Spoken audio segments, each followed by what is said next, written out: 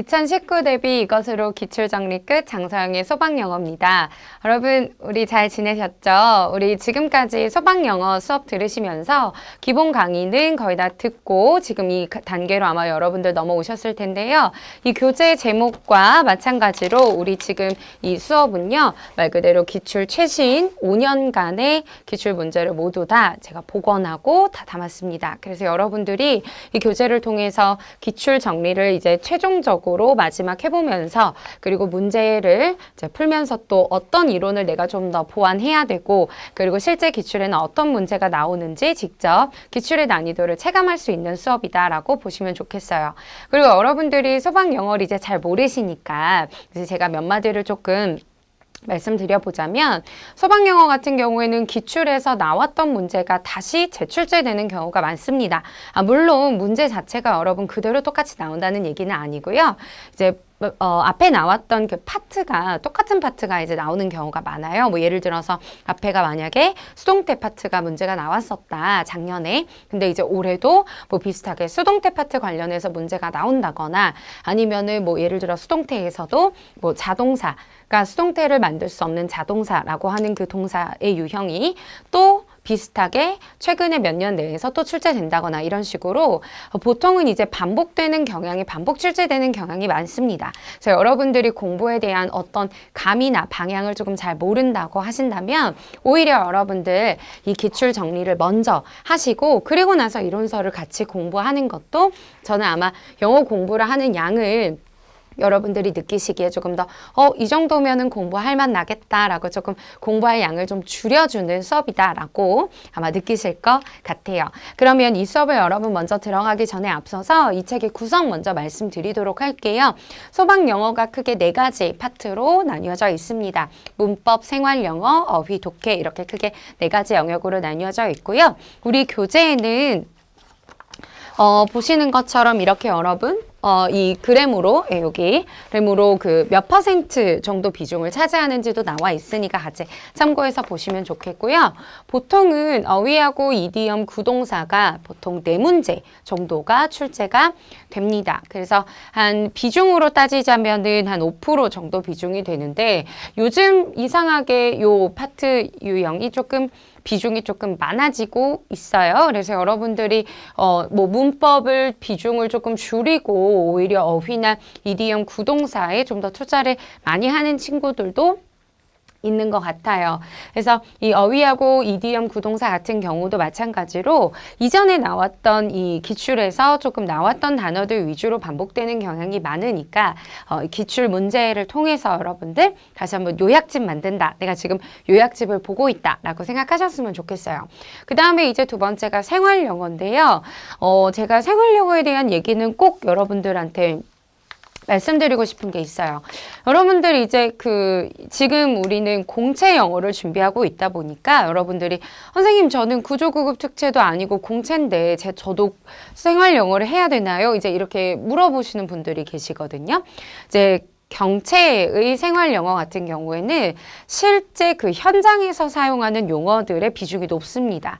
예를 들어 뭐 부목을 대다라던가 아니면은 뭐 질식에 관련된 거 아니면은 뭐 정말 응급 상황에서 쓸만한 그 구조 관련된 용어들, 응급 관련된 용어들이 주를 이룬다면 우리 공채의 생활 영어는 정말 그냥 일상적인 생활에서 뭐 메뉴를 고른다거나 아니면 안부 인사를 한다거나 이런 식으로 정말 그냥 일상생활에서 쓰는 생활 영어가 출제가 됩니다. 여러분 이 문제도 10점의 비중을 차지하고 있고요. 이 생활 영어는 이디엄이나 구동사하고는 다르게 꼭 외워야지만 풀 수 있는 문제는 아니에요. 어떤 상황인지 그 상황에 대한 이해만 여러분들이 잘 해주신다면 생활 영어가 사실은 굉장히 그냥 점수를 막 여러분들에게 퍼다주는 파트이기 때문에 어렵지 않게 10점 가져가실 수 있습니다. 그러니까 용기 내셔서 생활 영어 나 이거 버려야지. 절대 여러분 그런 생각 하시면 합격하실 수가 없어요. 아시죠?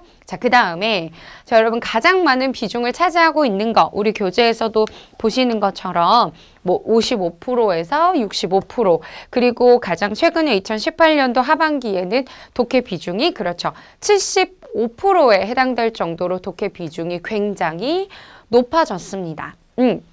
독해 비중이 여러분 75%까지 늘어났어요. 55%에서. 자, 그럼 여러분들이 이제 우리가 좀 전략적으로 얘기를 해보자면 여러분들이 합격을 하고 싶어요. 그러면 자, 어디는 포기하면 안 돼요? 그렇죠. 독해 파트는 버릴 수가 없어요. 시험의 절반 이상을 차지하고 있기 때문에 차라리 만약에 여러분들이 정말 이렇게까지 공부를 하면 원래는 안 되지만 내가 한 파트에만 몰빵해가지고 합격을 한번 해보겠다. 그렇다면 여러분 상식적으로 어디 파트를 내가 좀 주력을 해야 될까요? 그렇죠. 독해하고, 그치, 어휘하고. 아니, 독해를 할 건데 어떻게 어휘를 버리고 독해를 하겠어요. 그죠? 그래서 어휘를 같이, 어휘와 독해를 좀 여러분들이 같이 가져간다라고 생각하시면 그러면 성큼 더, 그저 한 걸음 더 이제 합격권에 가까워진다라고 말씀드릴 수 있을 것 같아요. 절대로 여러분들을 독해를 버리고서는 합격할 수가 없다. 이게 소방 영어의 특징이라고 꼭 말씀드리고 싶고요.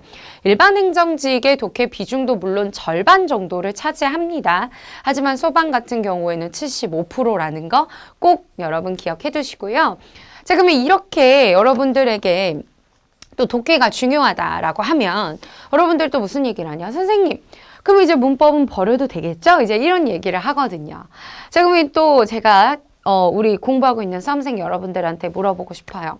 그래서 여러분 단어만 외웠더니 독해가 좀 되던가요?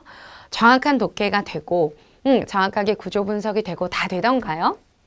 그렇지 않다 이거죠. 단어만 가지고 독해가 되는 거는 한 50점? 그 정도, 한 60점, 잘 나오면 한 65점 정도 되는 것 같아요. 여러분 독해를 하려면 기본적으로 뭐가 돼야 돼요? 그렇죠. 문법이 깔려 있어야 됩니다. 문장을 보는 그 문장의 구조와 법칙이 이해가 가야지만 여러분들이 할 수가 있어요. 자, 그래서 우리가 지금까지 이제 소방 영어에서 이론 문법을 봤었고 이제 독해까지도 여러분 쭉 봤었잖아요. 오늘부터는 여러분 기출에서 이 문법이 과연 어떻게 문제가 출제가 되고, 그죠? 내가 배웠던 문법들이 어떻게 시험에서 나오는지 이런 것도 공부해 가면서 또 이게 이제 여러분 독해에서도 또 그대로 적용이 되니까 그래서 문법의 연장선이다라고 생각하시고, 그러니까 독해의 연장선이다 생각하시고 문법을 어떻게 점수를 가져가면 좋을지 한번 같이 풀이를 해보도록 할게요. 자, 이제 문법 여러분 파트 나갈 건데요. 문법 파트는 매년 2문제 내지는 3문제 정도 출제가 돼요. 소방 문법의 좀 특징이라고 하면 일반 직열의 문법하고는 좀 다르게 통문장으로는 그다지 많이 출제가 되지는 않습니다. 통문장보다는 조금 이렇게 하나의 독해 지문에서 밑줄 쳐져 있는 문법의 문제가 조금 비중이 더 높다라고 말씀을 드릴 수 있을 것 같아요. 자, 그러면 여러분 넘어가서 소방영어 문법의 기출 출제 영역을 조금 말씀을 드리고 시작을 해볼게요. 우리 교재는 12페이지 같이 보도록 할게요. 챕터 1의 문법입니다. 자, 제가 여러분 인트로에서 잠깐 말씀드린 것처럼 소방영어 같은 경우에는 기존에 출제됐었던 영역이나 파트가 그대로 다시 재출제되는 경우가 굉장히 크다라고 말씀을 드렸죠. 여러분 이것만큼 공부하기 좋은 가이드라인이 어디 있어요? 그렇죠? 기출만 잘 여러분들이 반복하고 또 다시 반복하고 본다면 그러면 맞아. 이거 예전에 기출에서 나왔던 거지? 맞아. 이거 어디 파트였던 거지? 라고 여러분들이 자꾸 반복해서 암기가 되면서 점수를 가져갈 수 있으니까 그래서 어떤 영역에서 주로 시험이 나오는지 암기만 잘하고 있어도 점수를 가져갈 수 있게 되겠죠. 자, 그럼 같이 한번 볼게요. 일단 주로 가장 많이 이제 나오는 파트는 수동태 파트. 수동태에도 사실은 뭐 영역이 좀 많고 문제로 낼 수 있는 경우의 수는 좀 많지만 소방영어에서 주로 나오는 거는 수동태로 사용할 수 없는 그 자동사 파트를 여러분들이 조금 외워주는 거. 요게 최근 2년, 그러니까 올해 2018년도, 그러니까 작년이네요 벌써. 2018년도에 한번 나왔고 그리고 2017년도에도 이렇게 계속 연속으로 출제가 됐었어요. 그만큼 이제 소방 영어가 이쪽에서 비중을 조금 많이 잡고 있다라고 말씀드릴 수 있을 것 같고요.